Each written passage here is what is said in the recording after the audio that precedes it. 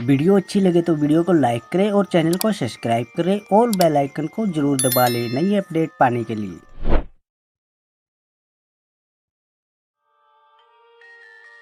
काफी रात हो गई थी।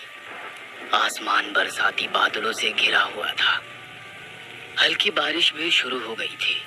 शेखर हर रोज की तरह अपनी टैक्सी लेकर सवारी छोड़ने के लिए जा रहा था। शहर से कुछ दूर एक बंगले के पास उसकी टैक्सी रुक गई। सवारी उतारकर वो दोबारा अपनी टैक्सी लेकर शहर की ओर चलने लगा। तकरीबन 2:30 बजे होंगे। शहर काफी दूर था। तभी नदी के ऊपर बने पुल पर एक लड़की अपनी भारी भरकम सूटकेस के साथ कुछ कर रही थी। उठा रही थी या घसीट कर ले जाने की कोशिश कर रही थी, पता नहीं। उसे देखकर शेखर ने टैक्सी रोकते हुए कहा, हेलो मैडम, कहाँ जाना है आपको? शेखर की आवाज सुनकर वो लड़की थोड़ी हड़बड़ाई। जी, गैलेक्सी अपार्टमेंट चलेंगे? उस लड़की ने पता बताया। वो अपना ट्रैवल बैग उठाकर टैक्सी में रखने की कोशिश कर रही थी, पर वो काफी भारी होने के कारण उसे उठाने में परेशानी हो रही थी। रुकिए मैडम, मैं रखता हूँ। इतना कहकर शेखर टैक्सी से उतरा और बैग उठाने लगा। बैग तो काफी भारी था। बैग टैक्सी की पिछली डिक्की में रखकर शेखर ने मजाक में कहा, अरे मैडम, सारा सामान एक ही बैग में रखने के बजाय एक और बैग में रख लिया होता तो आपको भी परेशानी नहीं होती और मुझे भी। और हंसकर वो अपनी सीट पर बैठ गया। वो लड़की भी पिछली सीट पर बैठ गई। शेखर टैक्सी शुरू करके चलाने लगा और उनका सफर शुरू हुआ। मैडम, इतनी रात को कहाँ से आ रही हैं आप? मतलब कहीं घूमने गई थी क्या? घूमने नहीं गई थी, बल्कि आई हूँ नौकरी की तलाश में। मतलब आप यहाँ की नहीं है? जी नहीं। कोई बात नहीं। वैसे इस शहर में आपका कोई रिश्तेदार या दोस्त? हाँ, एक दोस्त है, मतलब था, नहीं है। था है? मतलब आप क्या कहना चाहती हो? क्या आपका उसके साथ झगड़ा हो गया है, या दोस्ती थी पर अब आपको उसके साथ दोस्ती नहीं रखनी? मतलब धोखा दिया क्या उसने? शेखर की बात सुनकर वो लड़की हल्के से मुस्कुराते हुए बोली, कुछ ऐसा ही समझो, पर मुझे धोखा देने वालों को मैं नहीं छोड़ती। उस लड़की की बातें सुनकर शेखर ने पूछा, काफी गुस्से वाली लगती हो आप। वैसे धोखा देने वालों के साथ करती क्या है? मैं जब छोटी थी, करीब 8 साल की, तब बाकी बच्चों की तरह मुझे भी अंधेरे से काफी डर लगता था। हम सब बच्चे मिलकर आस पड़ोस के पेड़ की इमलियां, आम तोड़ने जाते थे। काफी मजा आता था। ऐसे ही एक दिन मेरे पड़ोस वाले लड़के ने धोखे से मुझे खाली पड़े बंगले के अंधेरे कमरे में बंद कर दिया। मैं काफी डर गई थी। मैं खूब रोई, चीखती रही, पर वो मुझे बंद करके जा चुका था। मैं किसी तरह वहां से निकली, पर उसे कुछ नहीं कहा। उसकी बात सुनकर शेखर हंसकर बोला, लड़का थोड़ा शरारती था क्या? बचपन होता ही ऐसा है मैडम, मजाक मस्ती भरा। क्या आज भी उसके साथ आपकी दोस्ती है? नहीं।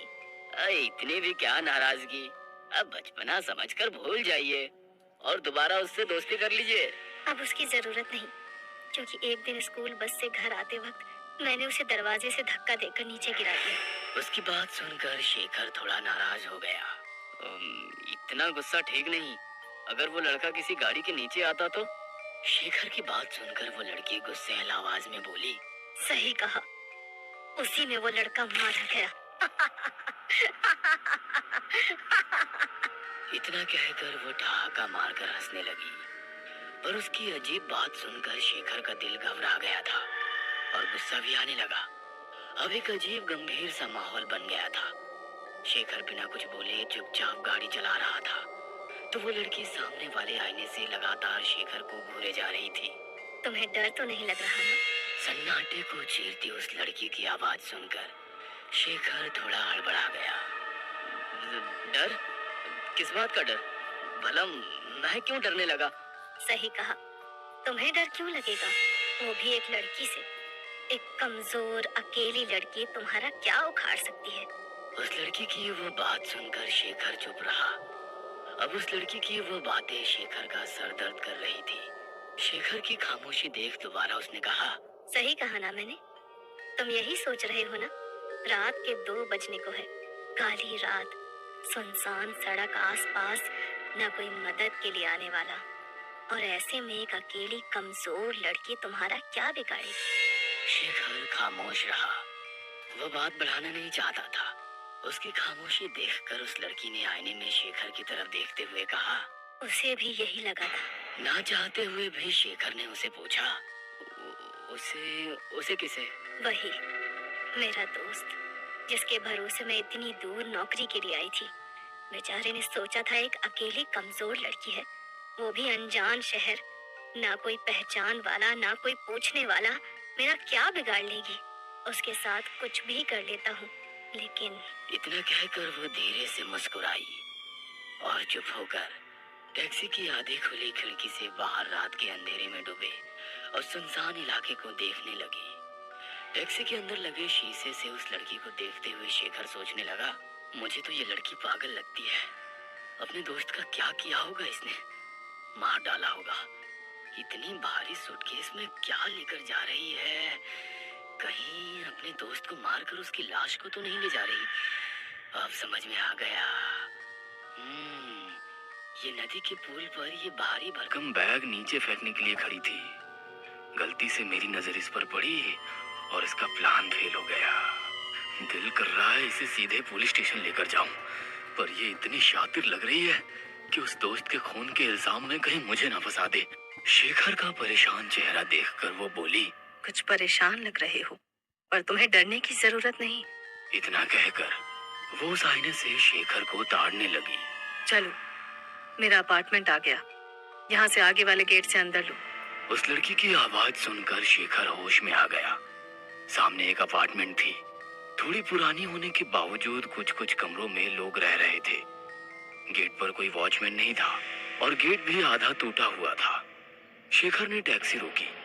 वह लड़की नीचे उतरी और पीछे डिक्की खोलकर अपना वह भारी भरकम बैग निकालने लगी, पर वो उसके बस की बात नहीं थी। ना चाहते हुए भी शेखर ने बैग डिक्की से निकालकर जमीन पर पटक दिया। अरे, क्या कर रहे हो? जरा धीरे रखो। ऐसे बोल रही हो जैसे बैग के अंदर सामान नहीं बल्कि कोई जिंदा इंसान हो। इतना कहकर शेखर अजीब से मुस्कुराया। शेखर की तरफ थोड़ा नाराज होकर देखा और बोली, मेरे मोबाइल की बैटरी खत्म हो गई है, जरा आपका मोबाइल देंगे? उस लड़की ने बड़ी सरलता से मोबाइल मांगा। अब ना चाहते हुए शेखर ने उसे अपना मोबाइल देकर टैक्सी में बैठ गया। कुछ कदम दूर जाकर पता नहीं वो किसके साथ बात कर रही थी। बात खत्म हो गई और वो चलते चलते शेखर के पास आ गई। आपका बहुत बहुत शुक्रिया। एक और मदद करेंगे? जी कहिए। मेरे रूममेट फोन नहीं उठा रहे हैं और इतना भारी बैग मैं तीसरी मंजिल तक नहीं ले जा सकती। शेखर के पास कोई और चारा ना था। वह भारी भरकम बैग लेकर एक मंजिला तय करते हुए तीसरी मंजिल तक पहुंचा। वह लड़की एक कमरे के पास रुक गई। शेखर भी बैग दरवाजे के पास रखकर कुछ दूर खड़ा हो गया। उस लड़की ने बेल बजाई कि तभी शेखर ने देखा कि सीढ़ियां चढ़ते हुए एक इंस्पेक्टर और 2 कांस्टेबल उसकी तरफ आ रहे हैं। शेखर अब बुरी तरह से उस लड़की के जाल में फंस चुका था। पुलिस को आता देख दरवाजे के पास खड़ी वो लड़की मन ही मन मुस्कुरा रही थी। पुलिस वाले ने शेखर के पास आकर कहा, चलो दीवार के पास खड़े हो जाओ। शेखर इतना डर गया था कि उसके हाथ पैर जम गए थे। केवल एक पल में उसका बदन पसीना पसीना हो गया था। एक कांस्टेबल ने बैग की चैन खींचकर खुला कर दिया। अंदर का नजारा देख इंस्पेक्टर ने अपने सिर से टोपी निकालकर हाथ में ली। तभी दरवाजा खुलने की आवाज आई। एक 25 साल का लड़का दरवाजे के अंदर खड़ा था। उसे देखते ही पुलिस ने कहा, अब लाश भी मिल गई, अब थाने चलकर बताओ कि अपने दोस्त को कैसे और क्यों मारा। इंस्पेक्टर की बात सुनकर शेखर ने डरी सहमी नजरों से उस खुली बैग को देखा तो उसमें उसी लड़की की लाश थी जिसे वो यहाँ तक लेकर आया था। उसने आसपास देखा तो वो लड़की कहीं नजर नहीं आ रही थी। तभी इंस्पेक्टर ने शेखर से कहा, पुलिस की मदद करने के लिए शुक्रिया। तुम्हारी वजह से आज इस कातिल को पकड़ पाए। इस पर 4 लड़कियों की हत्या का शक था, पर उन लड़कियों की लाशें इसने गायब की थी। तुम्हारी वजह से पहली बार लाश पुलिस के हाथ लग गई। तुम्हारा फोन आते ही हम झट से निकले और हाँ, तुम्हें कोई परेशानी हमारी तरफ से नहीं होगी। तब शेखर को याद आया कि उस लड़की ने उसके मोबाइल से अपने रूममेट को नहीं बल्कि पुलिस को फोन किया था। वो भी शेखर की ही आवाज में। शेखर की जान में जान आ गई। पुलिस उस मुजरिम को गाड़ी में डालकर ले गई। शेखर भी अब अपनी टैक्सी में बैठकर घर के लिए निकला। अब वो दोबारा उसी पुल से गुजरने लगा।